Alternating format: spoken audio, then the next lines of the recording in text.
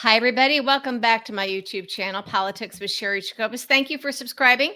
And if you're not yet a subscriber and you like what we do here, I hope you'll help me out and hit that button. So the Epstein Files are back or haven't gone away, or we are refocusing on them.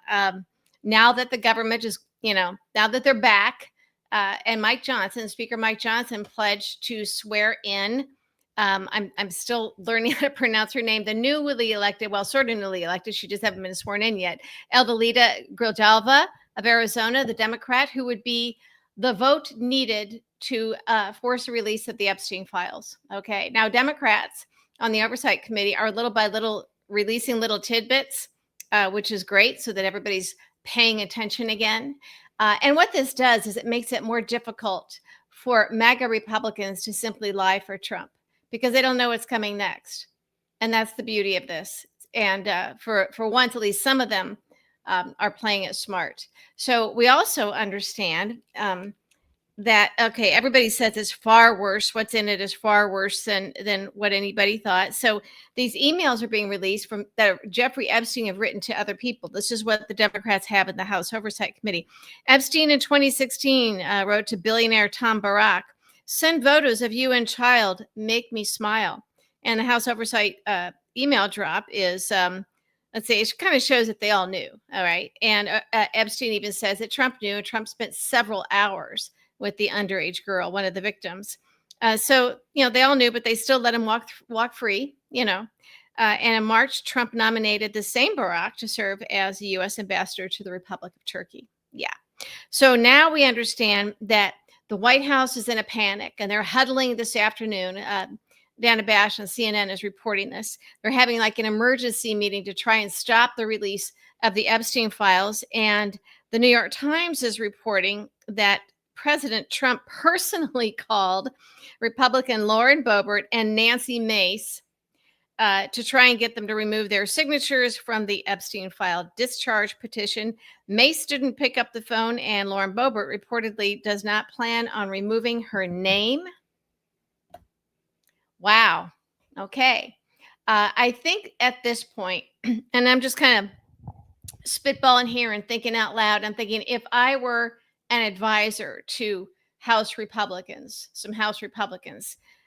here's what I'd be thinking. If I had a tough race coming up during the midterms, I would probably be weighing this and paying close attention. And I'd be thinking, what Democrats are showing is that what's in these, every piece of information that comes out about Trump and the Epstein Files is worse than before. I remember a few months ago, Elon Musk, with Putin, of course, they were teasing this with Trump. And then the Wall Street Journal was given this information, and that's when we found out about the birthday letter. So this is Democrats knowing what's in this, and they are little by little putting it out in drips and drabs. Okay, why would you do that? And what would my advice be to Republican members of Congress? They're doing that so that Republicans are thinking, what's next? What's going to come out next? And if I go out there and start defending Trump, and then something really awful comes out that's indefensible and irrefutable, what have I just done to myself? And even though Carolyn Leavitt is out there, behind that lectern in the White House press briefing room saying it's all a lie, it's all a hoax. Okay, this is not a serious person. I don't even think this is a person who's mentally well. All right. She's something else. I mean, I thought Kayleigh McEnany was bad in terms of the lying, but Carolyn Leavitt is even worse, I guess, if we can even, which means she'll get a big job on Fox News, I guess. So, what else could be in the Epstein Files? Okay, I don't think I can say on YouTube what I really think is in it.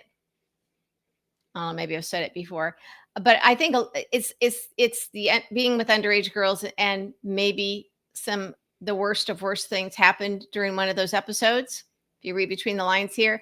And the other thing is, this is all tied in with Russian money. I think the money issue, and I had Lincoln's Bible on my podcast recently over on Patreon. It's by the name, it's the same name as this, Politics with Sherry Jacobus. And over there, I interview people each week, a newsmaker, a reporter, a lawmaker, pundit, somebody.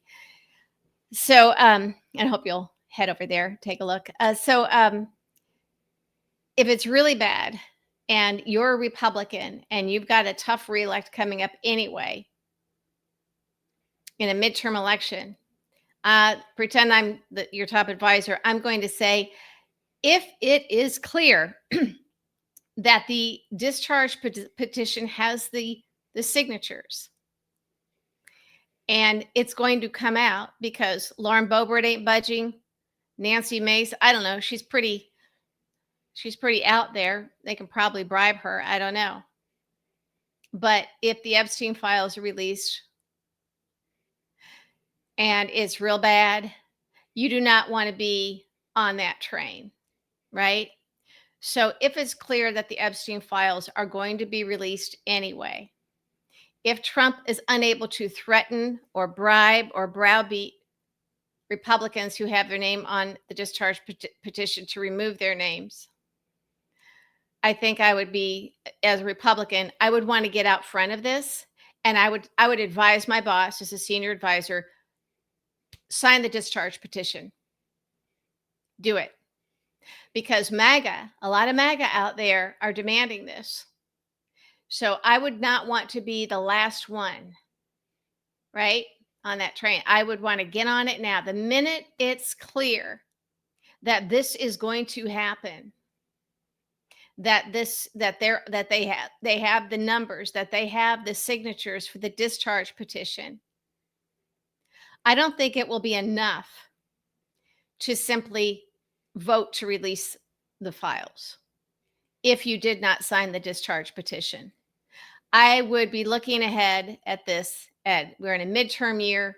Trump is very unpopular. He's clearly not leveling with Republicans in Congress. He's doing a lot of things that are horrifying. Having an ISIS leader at the White House, for example, demolishing the East Wing after saying he wouldn't touch the building, just doing it without any sort of oversight, not telling Republicans in Congress. Okay, he's already established himself as throwing Republicans in Congress under the bus. So, to my way of thinking, remember, I'm a former Republican and I had senior positions on Capitol Hill. Of course, it was a different Republican Party then, but I'd be saying, get in front of this. You do not want to be chasing this come summer, fall, when the midterms really start heating up. Get in front of it now. Because if you want to have any legitimacy for doing the right thing, if you can accept the fact that what's in there is bad and we know it, the only way to make this go away, actually, it wouldn't make it go away. It might make it go away for Trump, but it won't make it go away. Too many MAGA want the Epstein Files released. And you can always say, look, Carolyn Levitt, Trump said it's all a hoax. So what's the problem with releasing the files? See how this works? Carolyn Levitt is saying it's all a hoax. Yet we know that Trump is calling Republicans, begging them not to sign the discharge petition, begging them to take their name off the discharge petition. The entire government was shut down so that Mike Johnson didn't have to swear in the new member, which is supposed to happen today. Is he putting that off, waiting to see if they can? They're trying desperately to force Republicans who are on the discharge petition to take their name off. So what? They're not going to swear in the new member until they achieve that. All of this has been about the Epstein Files, and we've all been saying that. We've heard this for months, but the government shutdown was 40 days. So we've been hearing this, right? And now Republicans are proving, and Trump is proving that the entire government shutdown was solely to keep Mike Johnson from swearing in the new Democratic member who would be the 218 signature on the discharge petition, which would force its release, and it would come to a floor to a vote to release the Epstein Files. And that is why Lauren Boebert and Nancy Mace, and neither one of them are most stable people, so God only knows what they're doing to these women today, trying to force them to take their names off. So here's the thing. I think it'll make it worse because you don't know what Democrats have on the House Oversight Committee, the emails that they got. They may have more. And remember, it looked there for a while like Elon Musk and Putin were pushing Trump out when he failed to be useful anymore with regard to Ukraine after the drone strike. that caught Putin by surprise and was brilliant. And the U.S. as an alleged ally didn't even know about it because Trump is a traitor. And of course, if we had anybody in our IC and our intelligence community who knew about it in advance, that Zelensky had this very inexpensive and effective and brilliant drone attack plan, you're not going to tell Trump because he'll tell Putin. So that's when it looked like they were now setting the stage to get rid of Trump and using the Epstein Files.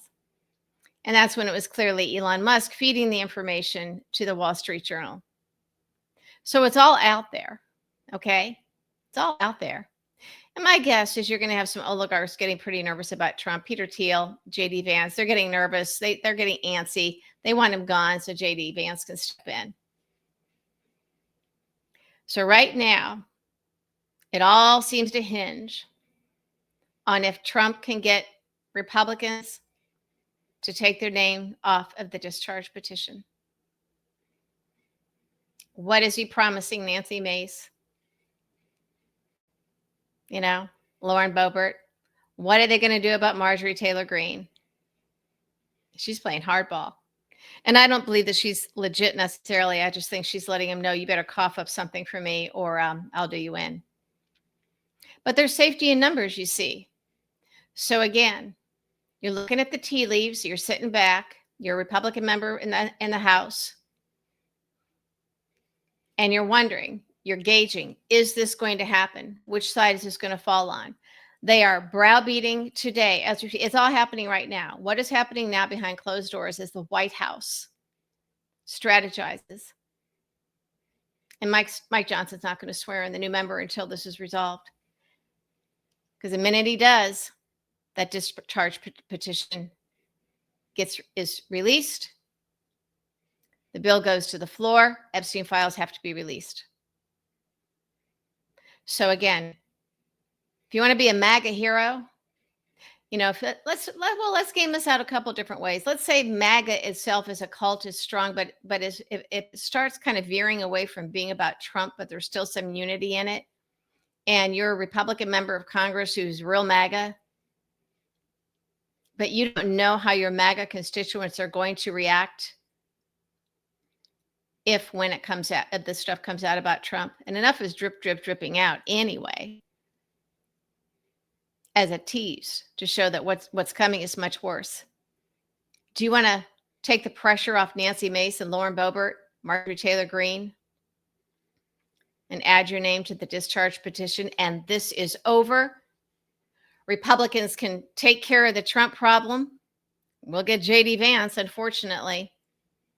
If it means that Trump has to go, he'll make up a health reason. You know, they were already setting the stage for that. Remember, word came out that a couple months ago that the Wall Street Journal was getting ready to release some very damaging information. And all of a sudden, the White House comes up with this big health issue with Trump. Well, we've known he's been sick for years. But that was their way of trying to slow this down, put a speed bump in this process that Elon Musk and Putin seemed like they were starting. Put a speed bump on it by saying, okay, give me some time. I'll make sure that I set the stage so I can resign for health reasons so that you guys don't have to do me in with the Epstein files. But right now, today, they are desperate to get a Republican to remove their name from the discharge petition. That's it. That's what's going on. Because whatever is in those Epstein files is that bad. So, I don't know. Trump is sweating it today, isn't he? Isn't he? It all has to do with, again, Republicans, look at your polls back home if you have them. And if you know where MAGA stands on the Epstein files and you know stuff is going to come out one way or the other, you better be on the right side of this. Are you more afraid of your constituents who will vote you out of office? Or are you more afraid of Trump, who's been somewhat defanged from last Tuesday's elections? Choose wisely, my Republican former friends.